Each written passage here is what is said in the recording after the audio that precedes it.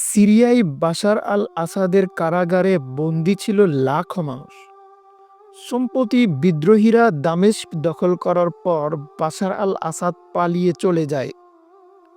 তার পতনের পরপরই বিভিন্ন কারাগার থেকে হাজারো মানুষকে মুক্তি দেওয়া হয়। মুক্ত হয়ে অনেকেই আন্তর্জাতিক সংবাদ মাধ্যমের কাছে যেভাবে নিজেদের অভিজ্ঞতা বর্ণনা করেছেন, তাতে মনে হয়েছে এ যেন আরেক আইনা ঘর।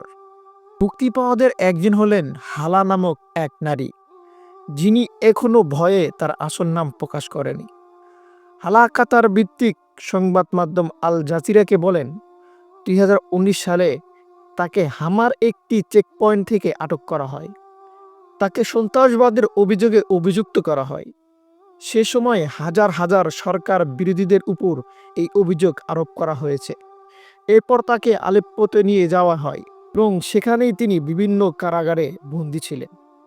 হালা তার কারাবন্দী জীবনের নির্মম স্মৃতিচারণ করে বলেন, আমাকে আমার নাম ধরে ডাকা হতো না, স্রেফ নাম্বার দিয়ে ডাকা হতো, তাই আমার নম্বর ছিল 1100। হালা বলেন, আমরা বিশ্বাসই করতে পারছি না যে বাশার আল আসাদের পতন দেখতে পাবো এবং আমরা আবার দুনিয়াতে আলোর মুখ দেখতে পাবো। আসাদ বিরোধী আন্দোলনকারী হায়াতুত তাহরির আস-শামকে কৃতজ্ঞতা জানিয়ে হালা বলেন, আমাদের আনন্দ ছিল সীমাহীন। আমরা আনন্দে আত্মহারা হয়েছিলাম। আমরা আনন্দে চিৎকার করতেছিলাম।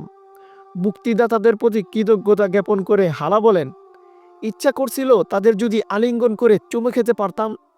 পরিবারের কাছে পৌঁছানোর পর আনন্দ আরো বেড়ে গেল। এরা যেন আমার নতুন জন্ম। আলেপ্পোর যে কারাগার থেকে হালাকে মুক্তি দেওয়া হয়, সেটি বাশার আল আসাদের সরকারের পরিচালিত কয়েকটি কারাগারের একটি মাত্র। মানবাধিকার সংগঠন সিরিয়ান নেটওয়ার্ক ফর হিউম্যান রাইটসের তথ্য অনুযায়ী হালাসহ আল আসাদের কারাগারে অত্যন্ত 1,36,614 জন বন্দী ছিলেন।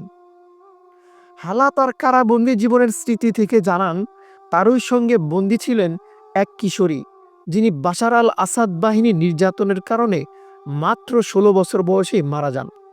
হালা বলেন, ওই তরুণীকে তার বিয়ের মাত্র 2 মাস পরে গ্রেফতার করা হয়েছিল। পুলিশের অভিযোগ ছিল ওই তরুণী একটি বিশ্ববিদ্যালয়ের এক শিক্ষার্থী, এক বৃদ্ধা এবং 2 জন চিকিৎসক বিপ্লবীদের চিকিৎসা সেবা দিয়েছিল। বাশার আল আসাদের কারাগার থেকে মুক্তি পাওয়া আরেক বন্দী 49 বছর বয়সী সাফি আল ইয়াসিন। তিনিও আলেপ্পোর কারাগার থেকে মুক্তি পেয়েছেন। সাফি বলেন, এটা যেন আমার জন্মদিনের মতো ছিল, যেন আমার জীবনের প্রথম দিন। তিনি আরও বলেন, এই আনন্দ ভাষায় প্রকাশ করার মতো নয়। সাফি আল ইয়াসিন বলেন, গত 29শে নভেম্বরের আগে কারাগারের কাছাকাছি গোলাগুলির শব্দ শুনে তারা সতর্ক হয়েছিলেন। তিনি বলেন, তারপর হঠাৎ শান্তি নেমে এলো এবং আমরা বিজয়ী বিদ্রোহীদের গানের শব্দ শুনতে পেলাম। প্রায় 5,000 বন্দী ছিল। আমরা জানালা দরজা ভাঙতে শুরু করি। এমনকি কারাগারের কর্মকর্তা ও প্রহরীরা সাধারণ পোশাকে আমাদের সঙ্গে বেরিয়ে যায়, যাতে বিদ্রোহীরা ধরতে না পারে। তিনি বলেন, 2011 সালে সিরিয়ার বিপ্লবের সময়কার এক বিক্ষোভে অংশগ্রহণের অভিযোগে 31 বছর সাজা হয়েছিল তার। এরই মধ্যে তিনি সেই সাজার অর্ধেক পার করে ফেলেছেন।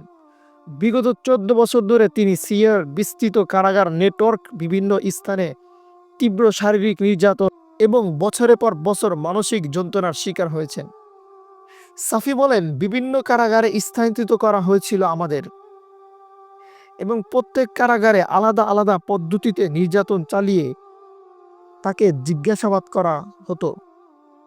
তিনি সাইদিনিয়ার কুখ্যাত কারাগারে 1 বছর কাটিয়েছেন। 2017 সালে এই কারাগারকে মানব কসাইখানা বলে আখ্যায়িত করা হয়েছিল। সাইদিনিয়ার কারাগারে যে অভিজ্ঞতার মুখোমুখি হয়েছেন তা ভাষার প্রকাশ করা সম্ভব নয় বলেও উল্লেখ করেছেন সাফি আল ইয়াসিন। তিনি বলেন, আমার দেখা দৃশ্যগুলো মৃত্যুর পরেও আমার স্মৃতি থেকে মুছে যাবে না। এ সময় তিনি জানান, তার সামনেই এক বৃদ্ধকে নির্যাতন করে সারা শরীর রক্তাক্ত করে ফেলা হয়েছিল। সে বৃদ্ধ নির্যাতনের ধুকল সইতে না পেরে অবশেষে মারা যান। আল আসাদ পরিবারের 54 বছরের শাসনের জাতাকল থেকে সিরিয়া মুক্তি পাওয়ার পর কারাগার থেকে মুক্তি পান মাহের। তিনি ভয়ে এখনো নিজের পুরো নাম প্রকাশ করতে চান না।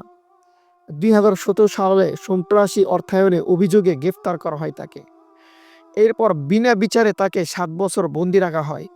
মাহের বলেন, আমি ভেবেছিলাম কর্তৃপক্ষ যেন আমাকে ভুলে গেছে, যেন আমি মানুষই নই, কেবলই একটি সংখ্যা।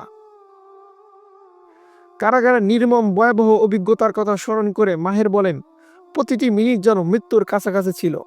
নির্যাতনের যে তীব্রতা ও নির্মম পদ্ধতি ছিল তা কোনো পশু সহ্য করতে পারবে না। মাহের জানান, তার বন্দিশালায় এর চেয়েও ভয়াবহ অভিজ্ঞতা হলো তিনি যখন দামেস্কের কুখ্যাত মির্জাহ কারাগারে এক আত্মীয়র দেখা পান। মীর বলেন, কারাগারের বাইরে হঠাৎ একটি বাস এলো এবং কয়েকজন বন্দীকে ঠেলে আমার সেলে পাঠানো হলো। তাদের মধ্যে একজনকে আমার ভগ্নিপতির মতো দেখাচ্ছিল। এটা তো আমার ভগ্নিপতি হতে পারে না, সে তো পা হারায়নি। মাহের তার সন্দেহ গোছাতে সেই বন্দির কাছে যান এবং দেখতে পান তার ভগ্নিপতি কেবল পা হারানোনি, পাশাপাশি মানসিক ভারসাম্যহীনও হয়েছেন। মাহেরকে যেসব কারাগারে রাখা হয়েছিল, মির্জেহ ছিল তার মধ্যে একটি। বছরের পর বছর বিনা বিচারে বন্দি থেকে নির্যাতনের শিকার হওয়ার পর এক সময় তিনি ভাবতে শুরু করেন তিনি কখনোই আর কারাগার থেকে বের হতে পারবেন না। তবে দেরি হলেও মাহের, হালা এবং সাফির জীবন ভালো কিছু ঘটেছে।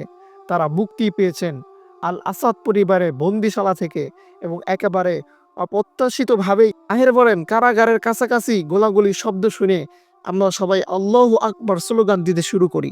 আমরা বিশ্বাস করতে পারছিলাম না যে এই স্বপ্ন বাস্তবে রূপ নিবে। মাহের বলেন, আমরা দরজা ভেঙে কারাগার থেকে বেরিয়ে এলাম, বিপ্লবীদের আলিঙ্গন করলাম, সৃষ্টিকর্তার প্রতি কৃতজ্ঞতা সেজদা করলাম এবং নিরাপদে আমার বোনের বাড়িতে পৌঁছালাম। তিনি তার পরিবার নিয়েই ইদলিবে থাকেন।